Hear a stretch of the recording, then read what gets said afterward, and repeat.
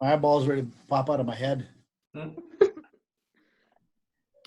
You know, good afternoon, everybody. I've started the recording, so we're going to get going.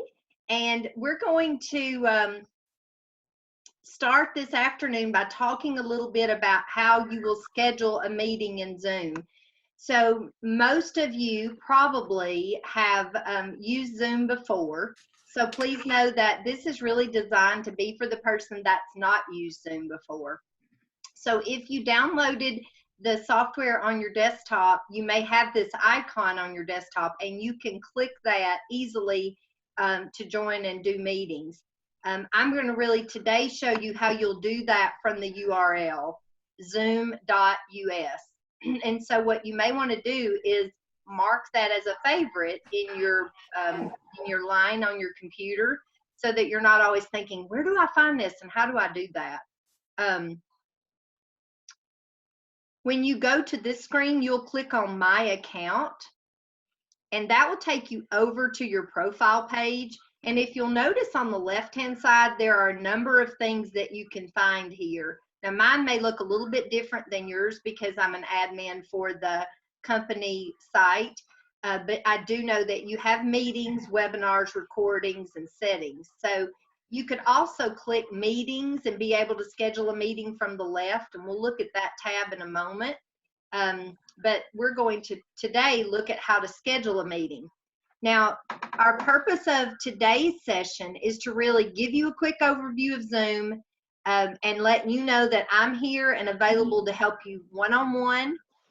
My name's Tammy Jernigan, and I have been working with the leadership team, and my primary responsibility is to focus in on new employee training and take our orientation process to the next level, and then also begin to develop some good processes in place. And I'm just really excited about the opportunity to work with you all.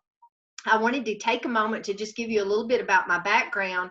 I was asking some of you as you joined what I should know about you. So probably the greatest thing that you guys should know about me is that I'm a grandmother. So you're often going to hear me talk about my 5 grandchildren that range in age 2 to 19. And so we are a farming family. I have 2 adult sons, and I recently retired from a career of 32 years where I was responsible for training and development and all of our national training virtually. So I got a lot of stories I can tell you, and I can relate to everything you're saying about, yes, I'm in the bedroom because I've got to find a place where it's quiet, and oh my gosh, I don't know how to do this. So please know that there's not going to be anything you'll share with me that I probably haven't personally experienced. So when you get ready to schedule a meeting, there's a couple of things you can do. I like to have my meetings listed so that I am reminded of them, but there is a feature where you can just instantly start a meeting. I actually did that with Meredith this afternoon. So know that you don't have to go through the process that I'm about to show you, but I want you to see how you can do this if you're a calendar person and you like to get notifications. So once you click schedule meeting, a box will pop up like this, which will allow you to name your meeting and write in a description. And I think that's really helpful, especially if you're going to be doing a meeting with an outside of the company person. Hold on, we got somebody joining, so let me welcome you this afternoon. And if you're just joining, the meeting's being recorded, so not to worry, you'll be able to catch up what you missed. This probably isn't as urgent for internal associates, so just know that's a feature that you have. You'll also see here that you'll select your time, the calendar date and the time, and then you can choose your duration, and there's a drop down there. Now, for those of you that have a basic account, it's important for you to know that your meeting room will only last for 40 minutes. Now, during the COVID-19, Zoom has waived that, so we're not really going to be under that guideline. But I want you to just know that if you were, when they bring it back, if you're at the 35-minute mark, Zoom will let you know your meeting is about to end, and you can click the link again and do another 40-minute meeting. So for those of you that have a basic account, you know, I just want you to be aware of that. Once you're done, you'll be able to save what you've chosen, and notice that you are able to identify whether someone will join your meeting with their video on or off, and with their audio either on the telephone or computer or both. Now, if you think there's a likelihood that someone might need to just join by telephone, then I would always choose both. For our education team, because you're going to be having students join and you want them at a computer or a larger screen, I would just choose computer audio, because for someone to have to select that, it can be a little bit confusing. The last thing, whoops, I don't want to do that. There we go. And the last thing that you'll notice under meeting options, it just gives you some options that you can add into your meeting if you choose to. Now, once you save, you'll get your summary, and you can start the meeting from this screen, but you may and probably will most likely want to send out a calendar invite. So when you click copy the invitation, you'll get a blurb that comes up like this, and you can copy the meeting invite and be able to paste that right into an email. And a lot of times I don't paste it all. They certainly don't need to know all of the ways they could join your meeting from an international dial-in, right? So sometimes once I paste it in the email invitation, I'll just delete all of the stuff. The main thing that your joining attendees need to know is, somehow my screen is giving me grief here, that the markings, let me just pause this for a second so I can change my display. I don't know what it's showing you all, but I've got to, I'm distracted by this.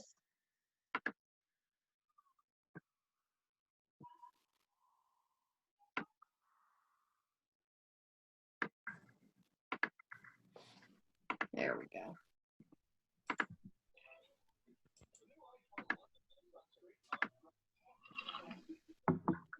Now, are you all able to see my screen again now? Yep. Was that a yes or a no, Dan? I'm sorry. Yes. Okay, great. I can Thank see you.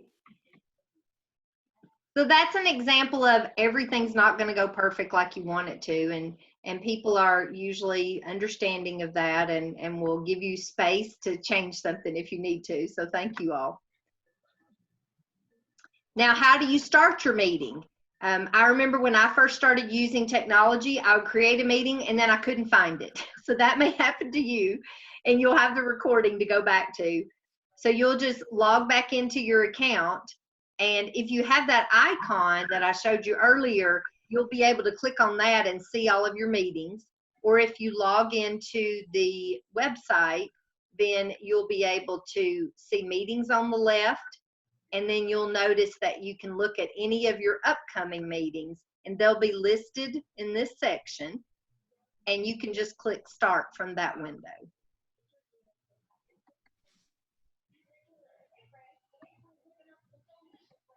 Now, once you start, depending upon how you've set up your meeting, you'll want to click here, join with computer audio. I think that that's always the easiest way to do it. And there's even a box at the bottom of the screen that says automatically join audio by computer. So that may be what you want to click so that your screen always works that way. Now, when you first start, this is what the screen will look like.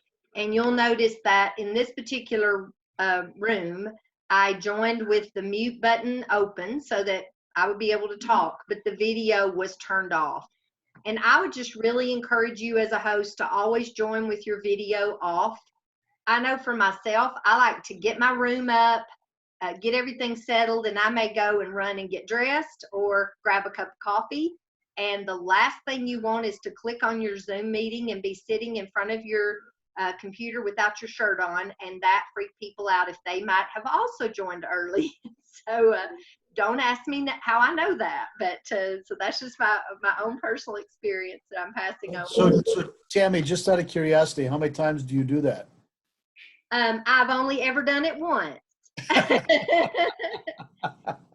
I had a really funny experience in my career. I was hosting, I worked at Avon. That's how Meredith and I originally met. And of course, that's mostly women. And so we decided to do a conference workshop, a main stage event where we had a panel of men. And I knew all of those men. They're like brothers to me. We had a great experience. And we had had a whole conversation about what they should wear at the conference. And I did not ever expect to have that with them. I mean, they're guys, they just wear a blue suit.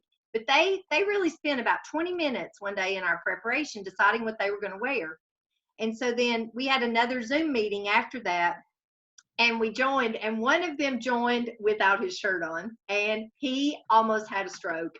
And so immediately we saw his ceiling. We saw his chest, but then we immediately saw the ceiling in his room, and we just broke up in laughter. And he said, "My wife is getting me a shirt." So I have to tell that story on Tim Brown. I'm going to have to call him later and say, "I told your story again today." So. Well, I was on a Zoom with the state today, and the state was presenting, and everybody supposedly had their mics off. There's probably 200 people in the chat. It was big. Anyway, at one point in time, somebody got very upset with something the state lady said and swore at them. But I think they thought they were muted and they weren't. Yes. And she dropped the F-bomb in the middle of this. Oh no, So very the state lady bad. got upset and said, you should probably turn hit your mute button. Anyway, are you getting there too? Like maybe you need to be careful before you hit your video and your audio that you're prepared. Well, absolutely, and that's a great example. We'll just talk about it now. You also can't control, especially working from home. You can't control. I'm just now realizing my office door is open, and so you all may get to meet Farmer Jernigan if he comes walking in, and he will have no clue that I'm doing this meeting. So, you don't know. You can't control what you can't control. So, yes, when you're not speaking, it's really good to mute your line. And that's going to be part of our preparation in thinking about how we get prepared. If you'll notice, and it does look like we've had someone else to join. So for some reason, my screen today is just giving me grief over this monitor that I've added. Let's click through a couple of slides and I'll get to where you're able to see your participants. Let's say that you forgot to add someone and you wanted to add someone into the meeting. You can click on Manage Participants and be able to click Invite, and this will pop up and you can copy the invitation even after your meeting has started. So that can be a great resource for you. If you click Manage Participants, you're going to be able to see all of the names on the right. And Dan, not that very thing happened, but our connection group at our church was meeting last Sunday morning, and a husband and wife were having an argument about what they should have joined on to participate in Sunday school. And so she thought they should have joined by the desktop, and they joined by his phone, and it was not pleasant. And so thank heavens the host knew how to mute their line. So that's also something that you can do if someone joins your meeting, but they haven't muted and you hear a lot of background noise, you're able to go over to your participant list and mute their line. So that has served me well many times. You can also, in that same venue, make someone a host or ask someone to share their video. Maybe they can't figure out how to share their video and they're wanting to be able to do that. So when you click Ask to Start Video, a dialog box will pop up, and that will allow them to click in that and start their video. So that can be a great tool for you, especially you're going to be working with people that maybe haven't used Zoom before. And then if you do bring up your participants, it'll just scoot your chat box down out of the way. Now, what I would like to ask you all to do before we go to this next slide is let's all click on the chat that you can see. I'm going to open it up. And if you'll notice in the very bottom, it says to everyone. So you can type a message there. Thank you, Sabrina, to all the people in the group. So why don't you just practice with that for a moment so you can see. You can see. And this is a fun way to have people communicate. Because I want to be respectful of your time, I didn't do that today. But a great way to start any meeting is to say, type in the chat box the most exciting thing that happened to you today. You could also, this is a great way for those of you that may be leading the education portion, is you can ask questions here. And there's even a feature in Zoom that allows you to do a poll, and so, or what we might know as a survey. You can also message each other individually. So where you see that everyone in the drop down, you can click that and change it to just one person. I know my son and I recently were on a video chat with my grandson's clinical team, and my son was at his job site. He was on his phone. My son runs a construction company. And so I was able to send him a private chat to say, roll up the windows of your truck, because it was so loud we were having trouble hearing him, and sometimes you're not aware. So that's a way you can look out for one another to be able to do that.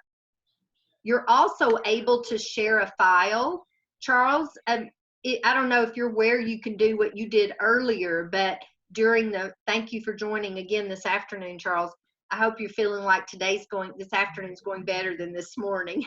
But Charles demonstrated for us how you can attach a document in the chat and people can download it. So I don't know if that's easily grabbable for you to do, Charles, but there it is. And so if it's something you wanted to share with a student or even someone that you're working alongside, you can click that right in there and they can download it. Any questions of what we've covered so far? Dan, thank you for your question. We're going to wrap up with just one more thing, and then I'm going to hand off to Sabrina to give you all an overview of the education program.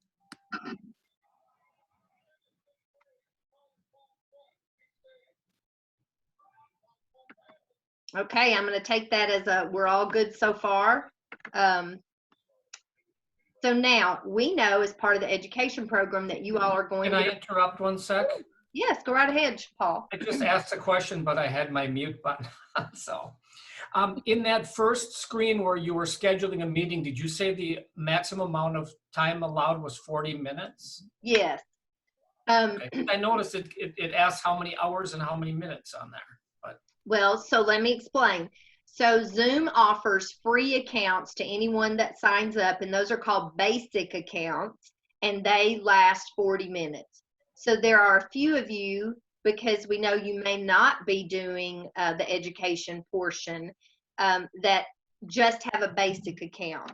And it's really not any different than what you could have went online and got for yourself, except you're part of the advocates group now, and being a part of a business group does allow for Zoom to send us some good tips and tools and ideas without us having to go search them. So I've found that to be very beneficial. Right now, Zoom has waived the 40-minute limit for all users, so that's really not that important now. For many of you, the majority of you on the line, you have a licensed account, and that means you can use Zoom unlimited. So you might have a 3-hour block of time. Now we know we would not want to host a 3-hour meeting without a break, but being able to log in once and just leave the meeting room open is very beneficial. And so especially for those of you that are your educators, you're going to start with a 30-minute check-in with the student. And Sabrina will be going over that if that, and we don't know who's going to be doing that. So that's why all of you were invited. We want to all be all hands on deck and be available if we can support. But you might decide to leave your Zoom room open if you're where you can be available. And that's an easy way for someone to be able to come back into the Zoom room and ask you a question. Was that helpful, Paul?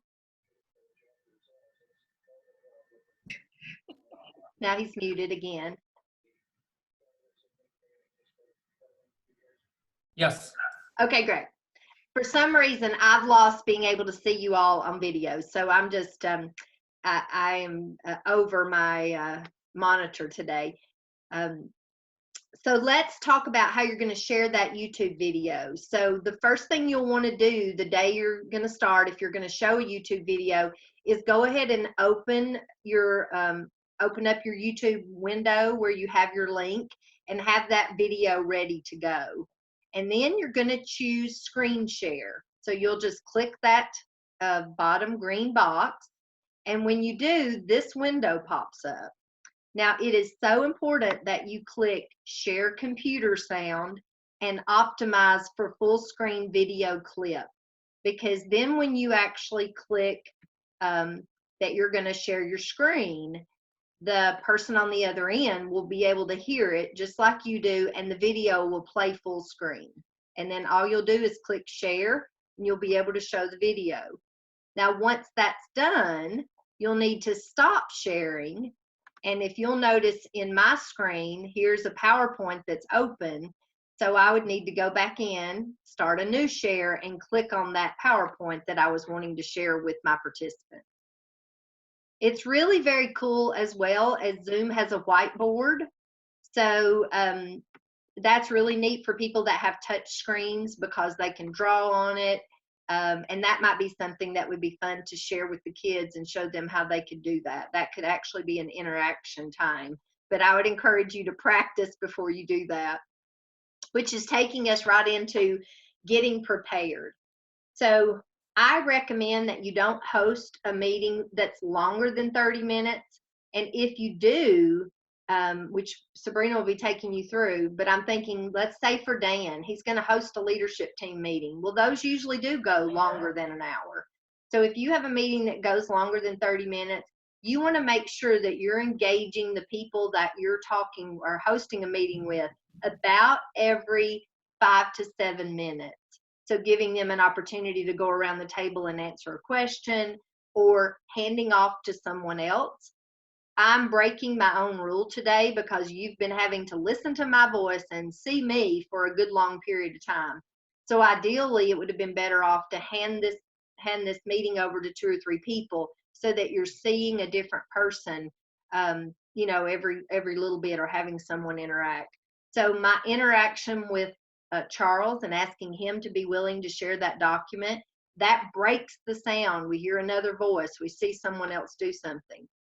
So being planned ahead of time and thinking about how can I engage my group, and then being sure that you set some expectations with those that are going to be joining with you. This is new to everyone. So being able to call the family or check in with the kid and just say, have you ever done this before? This will be different. So set those expectations ahead. We've already talked enough about environment and attire, but just a couple of things to be aware of. TVs or radios, while they may not seem loud to us, can be extremely loud to someone else on the other end because it's a noise they aren't hearing in their own home. So you just want to make sure you're not like the professor that was in his laundry room. And then try to choose attire that's not going to be, again, distracting. For all of us, solids are much better than a stripe or floral shirt of choice. And for women especially, you don't want to wear big jewelry. And I would encourage you, do a Zoom meeting with somebody in your family this weekend. Just practice it up so that they get exposed to it, but you can also practice, make sure your volume sounds good, and choose a friend or family member that'll be brutally honest to you. That'll say, oh, you don't need to wear that shirt, or the lighting in that room is terrible, because that'll just make you feel more prepared. And then the day or right before you're going to host, make sure that you're ready. The worst thing you can do is sit down for 30 minutes and think, oh, that hot cup of coffee I just made me is on the kitchen table, or, oh, I'm starving, I haven't eaten. So think about those things that are just good for you to be at your best. Hey, Tammy, one of the things that I've noticed in the room that I'm in, there's a big window, and when I sit with my back to it, so the screen is actually facing the window, it just washes me out. So you might want to, if you're doing this, you might want to position your the camera on your screen in a couple different spots and just look and see how you look so that the folks can see you on the other side? Absolutely. And that's such a good point. I know when um, in between me leaving my previous job and starting with this, my husband and I tried to do that in different rooms in our house. And I honestly don't have the best lighting in this circumstance, but Amanda says that it's okay because I asked her today, so I had her permission. So I do want to let you all know that this presentation that we're covering will be shared with everyone at the end of the session along with the recording. So you'll have both.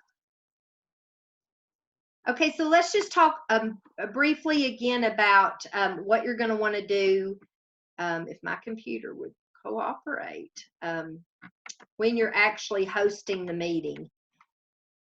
Open with a check-in. You always want to have a moment to just check in. Have everyone share what they had for dinner last night or something fun they're going to do today. That's a fun way to check in with kids. This morning, Casey had his daughter, and so we were able to meet her. If you have an animal like a dog or a cat or a pet bird that you would like to have when you open up, that can be a great way to connect with the kids and relax everybody a little bit, because the first meeting or two that you do there's going to be some nerves around that. So finding a fun way to check in and discussing the importance of their environment people will mirror what you do. So let's say you did start with your little dog and you wanted everyone to say good morning to your dog. Then you could say, because we're about to get started, I'm going to go put him in the other room. So that will mirror for the children. Oh, well, my siblings need to go out, or, oh, I need to turn the TV off. And you can also show them some appropriate ways to interact. Let them practice muting and unmuting themselves. And again, remember that you have a way to mute the line. So if there's some background noise or loud television and it's keeping you from thinking, you could mute that so it's not so distracting. And then you want to have your greatest energy and presence. Announce the topic and talk about what you're going to accomplish. And then be sure you're speaking up good, that people can hear you. And that's good to check in and say, are you able to hear me? Are you able to see the screen? And then don't worry about a long pause. Having some quiet and a moment to gather their thoughts is perfectly fine. I mean, we do that in a regular meeting where we're face to face, so it's fine to do it in a Zoom environment. And then make sure you're focused. The worst thing that you can do is have your phone laying where you can see it and have all these text messages popping up. So anything that's going to be distracting, my blinds are closed because anything going by my window, my cat has been at my window 2 or 3 times today. And I'm like, that's all we need is for the cat to pop up and that be distracting to you. So the last thing I just want to talk about is thinking about how you can create some interaction. So you can use that chat box. You can check for learning throughout when you're having a conversation. You might say, well, like I might say today, what's been the most helpful thing that I've shared with you? And so you all could go around and share that. For time, we won't do that, but asking a question like that is another way to engage. And then show and tell still works. Just because you're being virtual, don't think that it wouldn't be okay to, maybe you say, I find that using this bottled water is my favorite bottled water, so I encourage you all to go and purchase this. You wouldn't do that about water, but you might do it about a certain type of colored pencil or a great place you found construction paper on available, especially if you're interacting with kids. So having something you can bring in and show, using the camera where you can bring a visual right up to the camera, and even having the kids text you a photo of something that they've been working on in between your check-ins could allow for you to show some photos and assignments of what they've been doing. So that's it for me from a Zoom perspective.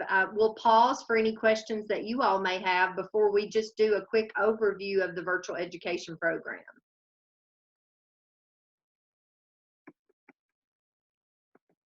I'll ask you to come off mute if you have any questions.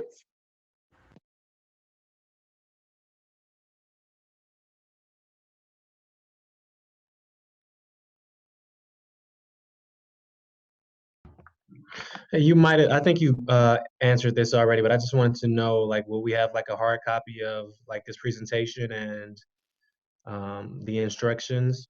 Yes, and I am available to you. Josiah, I think that's, I am still not being able to see y'all's videos, so I don't know what I'm doing wrong, but thank you for asking that. When we wrap up today, I'll send the recording, and I'll send this entire deck to you, and you'll also Okay. get a PDF of what Sabrina's about to go over.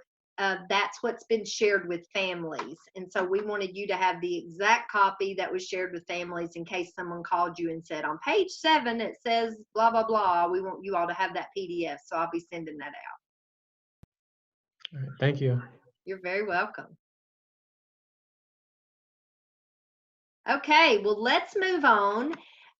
You know, you all are familiar with SHARE. That has been your company values for long before I joined. But this year, in conversations with Dan and Meredith and Casey, disruption has been added. So, you know, we know that these values are um, what causes many of you to want to work at Advocates. It's a place that focuses on safety and hope and being aware. And I think when I think about those things, those are great aspects to review every day and think about, how am I going to have safety during this time? What brings me hope? Because Lord knows we're hearing enough about things that are not hopeful. And then really being aware of how you're going to have awareness as we're dealing with things that we've never experienced before. I have just observed countless times your ability to share with respect with each other, and all of those things lead to empowering kids and empowering one another. But the whole point of Advocates is to disrupt this whole social work thing. So that has been added to the logo, and I'm just going to read the tagline there: healing humans through innovative and groundbreaking work done in ways that are different than ever done before. So that's really what you're about, and I hope that you'll keep that in mind as you move into this virtual education time. So, Sabrina? I'm going to actually start. I spoke with Casey Oh. earlier, and we thought we'd start with just giving a brief overview of like the program in general. So Sabrina will touch on the academic specific stuff, but overall, while we want the kids to be working on academics, really this is a time for kiddos to jump on and have the opportunity to engage with the staff. Our main focus, even outside of the clinical and social emotional learning, is just connecting with the kids, kind of maintaining the rapport that we have with them, and really checking in with them, even if it's just on a very basic level. So the clinical team and I are going to do very specific one-on-one social emotional learning, just like we had before, but in a virtual setting. But on top of that, we want other staff to know that their check-ins with the students are just as important. So while there may be days where academics aren't completed, we really want the focus to be on really just checking well-being, seeing how the family's doing, seeing how the kids are doing, and worrying a little bit less on how much academic work is completed.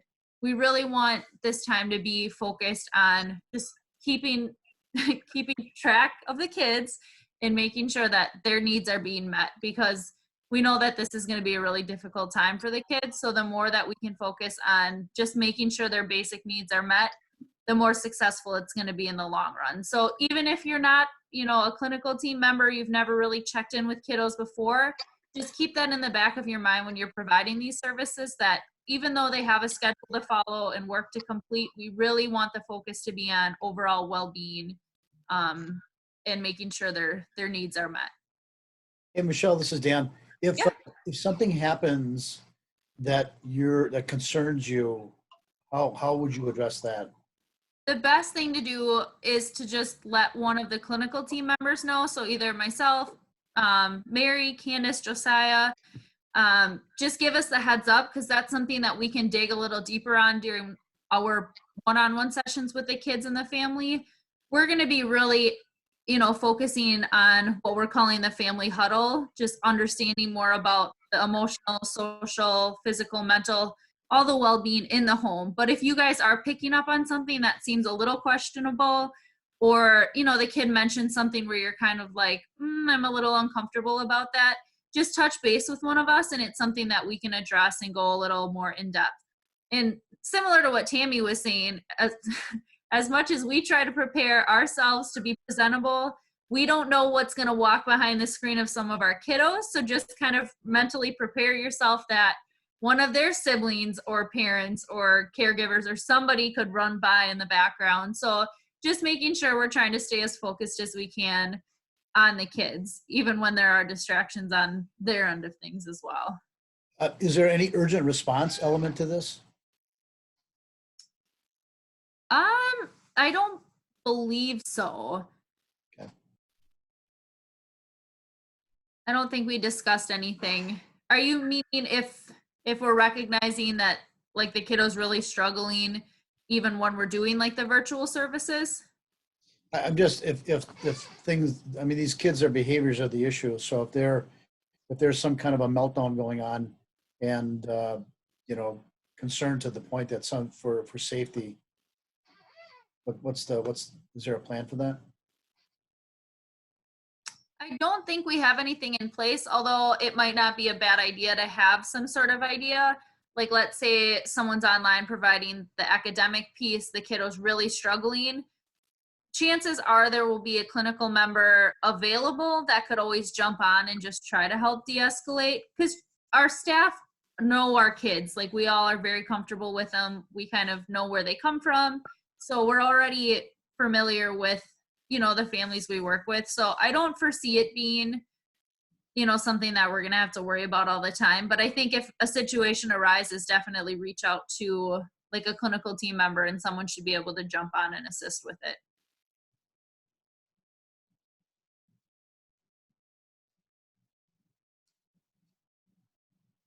My turn?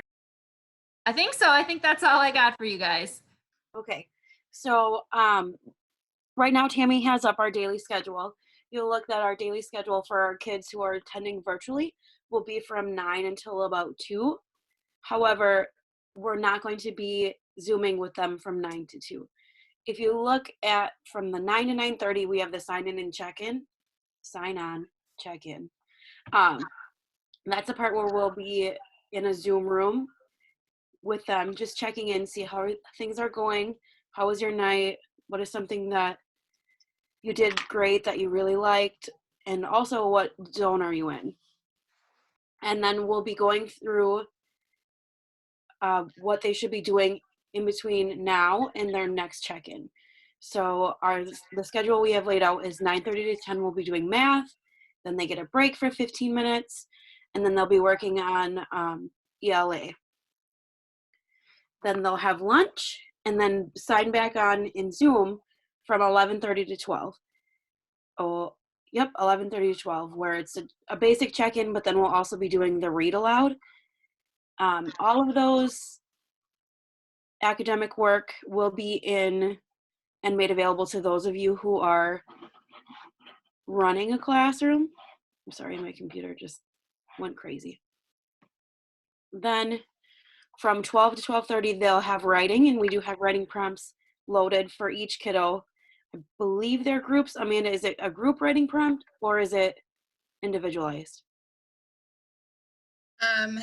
It's sort of based on level. So there's 2 different writing prompts based on academic level of the kiddos. Okay. And then from 12:30 to 1, they'll have science or social studies. We alternate between the 2 each day. But our longest log on for Zoom time will be from 1 to 2, where we'll be going through the social and emotional zones, where they'll be learning about them. But then also from 1:30 to 2 is like the checkout, things that you're gonna do that night, how are you feeling, and things like that. So to go along with, to get our kiddos to have that buy-in, we do have an incentive program where they can earn points depending on what their level of participation is. Tammy, can you move to the I point. can, Sabrina. One thing I wanted to clarify that we did not share this morning, and if you're going to do that later, let's say Kim will be working with her main children that she normally works with, correct? And then when Amanda or Charles may be doing their additional piece to that, we shared this morning that you might be sharing 2 Zoom links, but you want to clarify, Sabrina, that the main assigned lead will invite other people to join as needed. Right, we're only going to send the kiddos / parents 1 Zoom link to enter rather than sending them 2 or 3 different Zoom links to different people's Zooms, only because with less links, there's less confusion and less chance for them to be in the wrong place. So if let's say I was asked to lead to do a sign on and check in, I mean that could happen. We have so many people that we didn't have anybody available, and I'm going to do the sign on, but I would not be qualified to lead a social emotional zone conversation. So then I would share that link with the children, and then I would make sure that I got it to Amanda or Michelle or Charles to also join on my link, since I'm the one working with the kids. And that scenario would probably never happen, but that's what we wanted to clarify. So. And all the lessons for the kiddos are going to be shared with whoever's leading those groups. So like I'm creating them now, they're in the OneDrive, I'm putting them in Google Classroom. We're going to figure out how to get those to the right people when we get those assignments.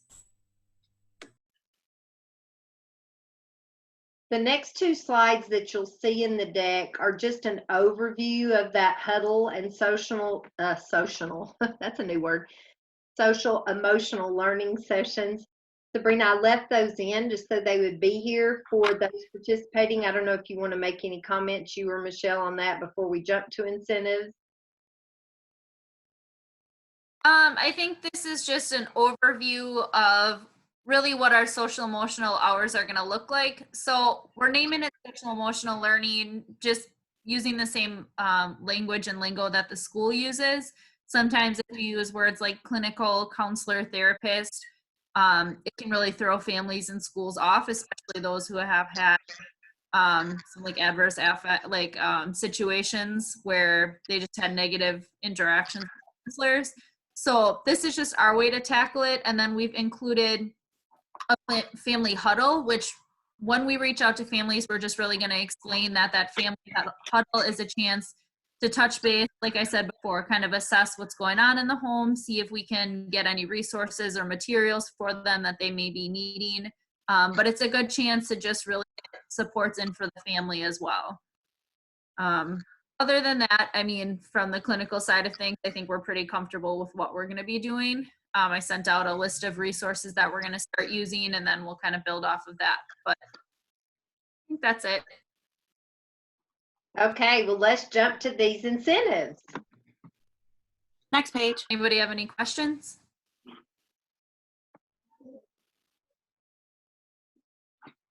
No questions. Tammy, can you go to the next one where they can earn the points? That should be what you're seeing, and there might be a delay. So,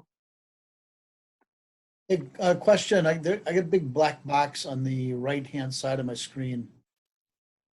It's blocking things off there. is it moving? No, No, it did. Oh, there you are. now it's on the other side. So I was not aware that you all, that's not true in another feature. So I'm going to hide the thumbnails. Now it should be out of your way, Dan. True? Yep. Okay, that's my bad. I apologize. Sorry. Can you see engagement incentives now? Yep, but the next slide. There we go. Engagement points. So this is how kids earn points. They get 5 points a day for check-in in the initial check-in, 10 points for participating in the read aloud, $5 points for each completed assignment, 10 points for active participation. And then I'm going to move my video over. And then They also have the opportunity to earn points for engaging in those social and emotional learning sessions. 10 points for the first session, and then 15 points for the second. So we, as a team, just know that our kiddos really need incentives in order to be able to participate and sometimes just be successful. So we did come up with some prizes and incentives for the kids. Have the opportunity to either cash their points out midweek at Wednesday, or they can save them up for the end of the week. And as the points are all listed in front of you, they all build on each other.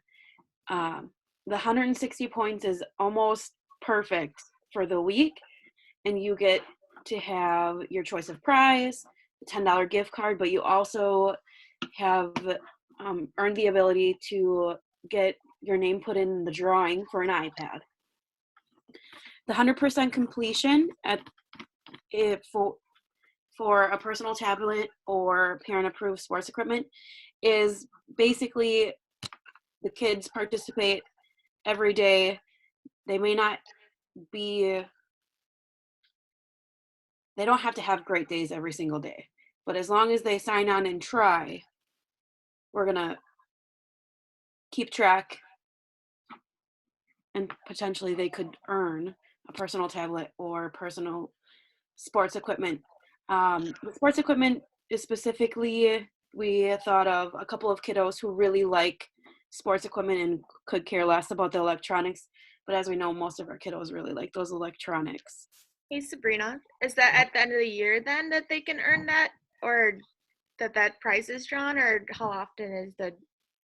It would be we're thinking May, end of May, for the iPad and the personal tablet / parent approved sports equipment. So are we just giving away one iPad? Yes.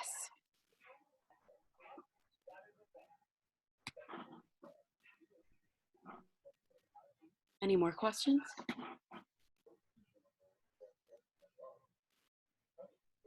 How many kids do we have enrolled in this right now, or anticipate?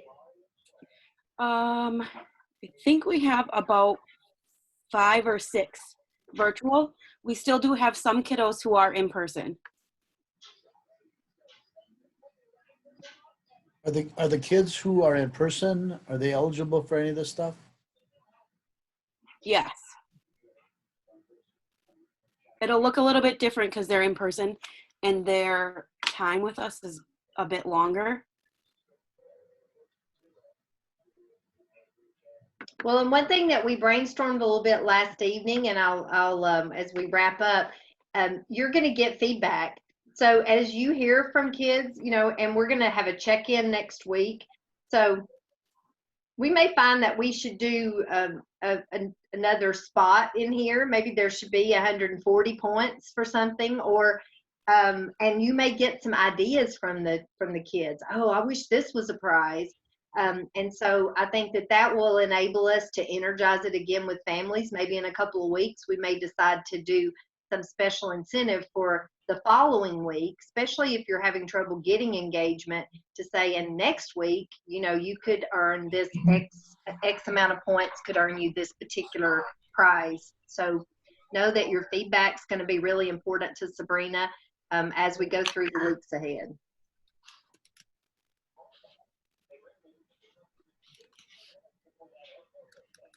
The information that we have on the screen here is just to let you know what was shared. I mean, students and families can expect that we're flexible but compliant. The IEP and other meetings can be conducted virtually. There's consistent incentives in the family huddles, which you've already heard about. And we ended with families knowing that we're there for them. But I think it's really important for you all to know that your leadership team is here for you and that you've got a lot of support along the way. So that's all we have for you today, except for a closing video. I'm going to try and see if the video works, but I want to make sure that we have a moment for any other questions that you might have before we sign off. this isn't a question, but with all of these great ideas around this virtual education, maybe some of these aspects like the family huddle or something, we might be able to carry on some way after everything's back to normal. That's all. Well, you bring up a good point. The whole goal of when we started the clinical work this year was to start with the students, build a rapport with them, really get an understanding of the dynamics in the home. And then Casey's like big picture was to get to the point where we were doing the same thing with families. So we hadn't gotten there yet this year, but this is really a good starting platform for us. So that was, I mean, you're right on point with what Casey had hoped that these clinical one-on-ones would actually be.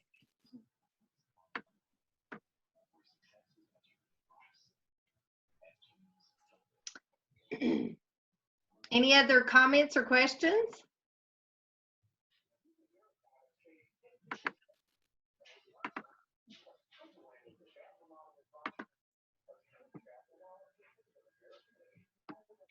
Well, I'm going to take that as a no.